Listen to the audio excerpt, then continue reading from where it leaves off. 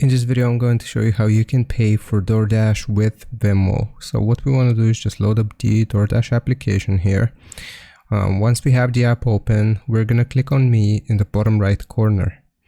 From here, we need to go into the settings and you will be able to see an option called Payment, and we just want to add a new payment method. So click on Payment, and here what we're going to select is actually credit/debit card. Now your Venmo card, if you have one, is going to be a debit card here, so we will just need to input the card number, the expiration date, as well as the CVC, the country, and our zip code. One more thing we can do is we can just click on the camera icon here next to the card number, and you can take a picture of your Venmo debit card.